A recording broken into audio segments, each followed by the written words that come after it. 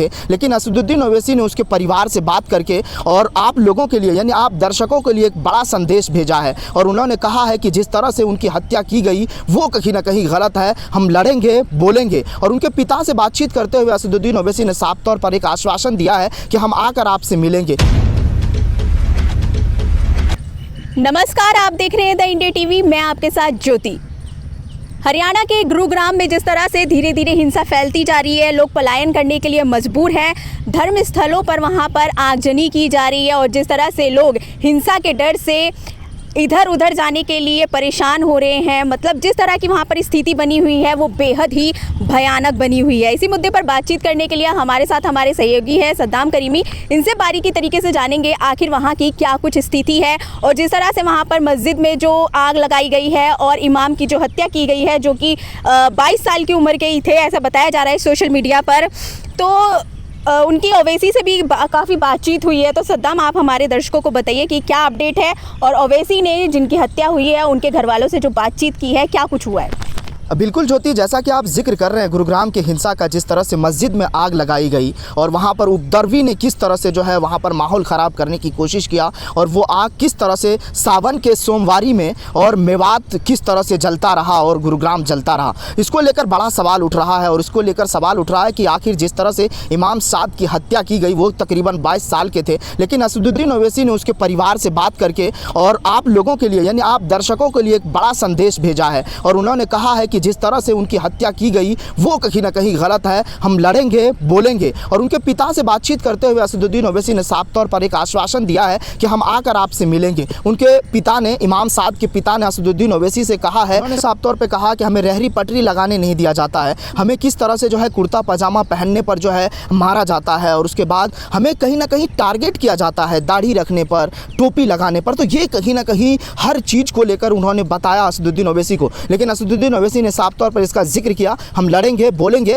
और कई सारे सवाल खड़े किए उन्होंने साफ तौर पे कहा कि जो लोग ऐसे हैं, जो उपद्रवी हैं, जो हिंसा फैलाते हैं, वो कहीं ना कहीं उनका मजहब अलग होता है, उनका धर्म अलग होता है और ये कहीं ना कहीं साफ तौर पर जो है इसका जो है जिक्र भी होना चाहिए। जिस तरह से मेवात जलता रहा, गुरुग्राम जलता रहा और असदुद्दीन ओवैसी बोलते हुए नजर आए और ऐसा पहली बार नहीं हुआ है कि इस घटना पर सिर्फ असदुद्दीन ओवैसी बोलते हैं। आपने जिस तरह से जिक्र किया ज्योति, और आपने देखा होगा जिस तरह से ट्रेन में एक चेतन नाम करके पुलिस कांस्टेबल जो हम लोगों की रक्षा करने के लिए दिया जाता है, वो किस तरह से जो है गोलियां चलाते हैं और वो भी मजहब देखकर, ड्रेस देखकर पहचाना जाने लगा है। दाढ़ी अगर आपके पास है तो आप सबसे पहले मार दिए जाएंगे किसी भी चीज़ को लेकर। तो ये बड़ा सवाल है। और जैसा कि इस देश में जो है मतलब एक हमने जिम्सी के लाइब्रेरी में एक किताब में पढ़ा था, घर हिंदू का जले या मुसलमान का, जलता तो इंसान ही है। तो इसको लेकर कहीं ना कहीं सोचने की ज़रूरत है और कहीं ना कहीं जो हमारे देश में गंगा जमुना तहजीब है, इसको बचाने की ज़रूरत है। और जो लोग इस तरह से उपद्रवी हैं, जो लोग हिंसा फैलाते हैं, उस पर कहीं ना कहीं आज सोचने की ज़रूरत है और कहीं ना कहीं मनोहर लाल सरकार यानी हरियाणा की सरकार को उस पर कड़ी से कड़ी कार्रवाई करने की ज़रूरत है। नहीं तो जिस तरह से मेवात को जो है मतलब जलाया गया, गुरुग्राम को जलाया गया, वही आग अब दिल्ली तक पहुँच चुकी है। बिल्कुल सद्दाम, क्योंकि देखा जा सकता है कि 15 अगस्त आने वाला है, 77वां स्वतंत्रता दिवस आने वाला है, लेकिन देख लीजिए आज के टाइम में कोई भी स्वतंत्र नहीं है, क्योंकि जिस तरीके से मुस्लिमों के घरों में आग लगाई जा रही है, चाहे वो हिंदू की बात हो, हिंदू भी खुद को खतरे में मान रहे हैं, क्रिश्चियन है उनके चर्च जलाए जा रहे हैं। तो देखा जा सकता है कि कोई भी धर्म आज के समय में सुरक्षित नहीं है। और किस तरह से लोकसभा 2024 का चुनाव आ रहा है, इससे भी कनेक्ट करके कई लोग सोशल मीडिया पर लिख रहे हैं कि हो सकता है बीजेपी दोबारा से सत्ता में आने के लिए इस तरह के हथकंडे अपना रही है, क्योंकि तरह तरह की बातें सोशल मीडिया पर लिखी जा रही है। तो क्या कहेंगे सद्दाम करीमी, क्योंकि सत्यपाल मलिक ने भी इस चीज़ को कहा था कि बीजेपी सत्ता में आने के लिए कुछ भी कर सकती है, तो क्या ये वही हो रहा है? बिल्कुल ज्योति, जाहिर तौर पर कदम कदम पर चूक हुई है और कदम कदम पर जो खुफिया सूचना था उसको नज़रअंदाज किया गया है।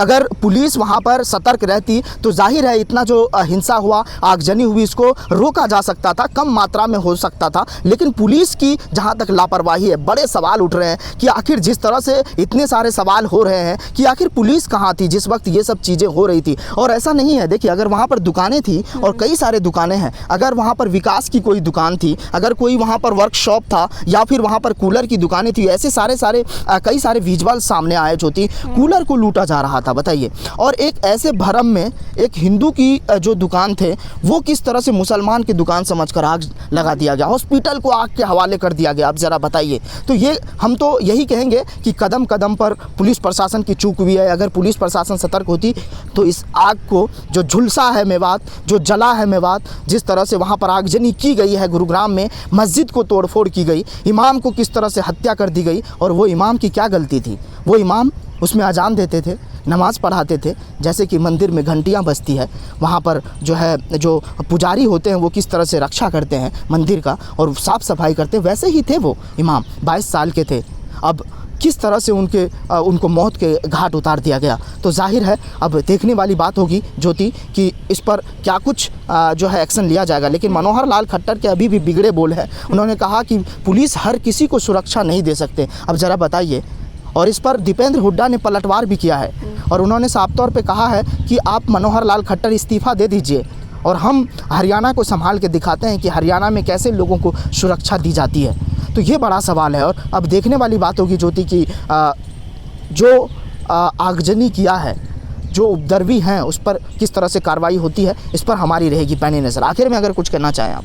बिल्कुल सदाम, क्योंकि इससे पहले मेवात और नूह में कभी भी इस तरह की हिंसा नहीं देखी गई है और कई लोग सोशल मीडिया पर लिख रहे हैं कि अपने बच्चों को बचाएं, इन सब हिंसा से दूर रखें और जिस तरह से वहाँ पर हिंसा हो रही है अपने बच्चों को ना भेजें, खुद भी सुरक्षित रहें और अपने बच्चों को इस चीज़ के लिए समझाएं। इस मुद्दे को लेकर आपकी क्या राय है, आप हमें कमेंट कर ज़रूर बताएं। बाकी इस वीडियो को लाइक करें, शेयर करें और हमारे चैनल को सब्सक्राइब भी करें। शुक्रिया। चैनल को लाइक, शेयर एंड सब्सक्राइब करें और बेल आइकन दबाना ना भूलें।